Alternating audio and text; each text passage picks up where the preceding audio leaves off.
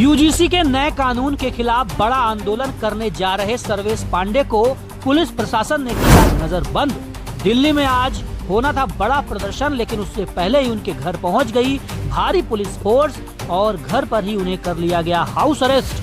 हमारे सहयोगी पीयूष त्रिपाठी ने फोन लाइन पर उनसे खास बातचीत की है, आइए सुनते हैं। भैया सर्वेश जी, आपका बहुत बहुत स्वागत है कौशाम्बी लाइव पे। जी धन्यवाद भैया। आपको इस टाइम हाउस अरेस्ट किया गया है, किस कारणवश किया गया है ये?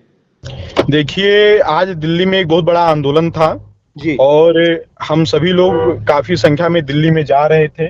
कल मैं जैसे ही सुबह घर से निकलने वाला था, तुरंत एक भारी संख्या में जो पुलिस बल है बैराकपुर की, उन्होंने आकर के हमको रोक दिया, कहा कि आप नहीं जाएंगे, आप हमारी नजर के सामने रहेंगे, और एक तरीके से नजर बंद कर दिया उन्होंने मुझे। जिस समय पुलिस या प्रशासन ने आपके पास आई, उन्होंने क्या कारण बताया? कोई कारण नहीं बताया। मैंने पूछा कि क्या कारण है, उन्होंने कहा कोई कारण उनके पास नहीं है। बिना कारण के उन्होंने मुझे रोक रखा है, मुझको जाने नहीं दिया जा रहा है। मैंने उनसे पूछा कि आपके पास कोई लिखित में कागज हो तो मुझे कागज दिखाइए, उनके पास कोई कागज भी नहीं है। फिर भी मुझको जबरदस्ती मेरे घर पर ये लोग कैद करके रखे हुए हैं। तो ये भैया, जो आज आपकी तैयारी थी, ये करीब कितने दिनों से चल रही थी और क्या? ये तैयारी महीनों से चल रही थी। पूरे देश के लाखों लोग आ रहे थे। यूजीसी के द्वारा जो काला कानून बनाया गया है उसी के खिलाफ। मैं एक बहुत ही सामान्य घर का युवा हूं और मैं अपने समाज की आवाज को जो है मुखरता से हमेशा उठाता रहता हूं। मेरी जो छवि है बहुत ही साफ सुथरी छवि है। मैं एक प्रतिष्ठित व्यक्ति हूं समाज में, लेकिन जिस तरीके से पुलिस ने घेराबंदी करके मुझको रोकने का प्रयास किया है, पुलिस ने रात में भी भारी संख्या में पुलिस आई है, दिन में भी आई है।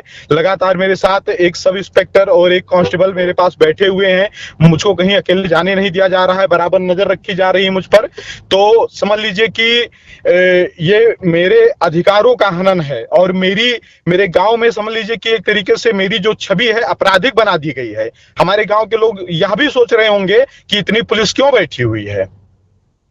सर्वेश भैया, आपको लगता है कि यह कदम कानून व्यवस्था के लिए जरूरी था, यह गलत फैसला है? ये कदम जो है, ये भारतीय जनता पार्टी, ये जो भाजपा सरकार है, इनका ये जो कदम है, ये कदम समझ लीजिए कि इनके लिए समझ लीजिए विनाशकारी है। और इसके बाद या तो यूजीसी का काला कानून खत्म होगा या तो भारतीय जनता पार्टी खत्म हो जाएगी। जी भैया। इसी पूरे क्रम को लेकर सोशल मीडिया पर तमाम तरह की बातें फैली हैं। आपके जो स्वर्ण युवा हैं उनमें काफी आक्रोश है, तो आप उनको क्या संदेश देना चाहेंगे? मैं अपने समाज के युवाओं को बस यही संदेश देना चाहता हूं कि अपने इस क्रोध को, अपने इस आक्रोश को संकल्प में बदलो, और संकल्प में बदल करके ये जो आपके खिलाफ कानून आया है, इस कानून को वापस करवाओ। गांव गली मोहल्ले चौराहे पर आंदोलन करो इसके खिलाफ, जब तक सरकार इस कानून को वापस ना ले ले। और जब तक ये कानून वापस नहीं होता जारी रहेगा, आपको अपने क्रोध को गलत दिशा में नहीं लेकर जाना है, अपने क्रोध को संकल्प में बदलना है। या तो ये कानून वापस होगा या तो फिर सरकार वापस होगी।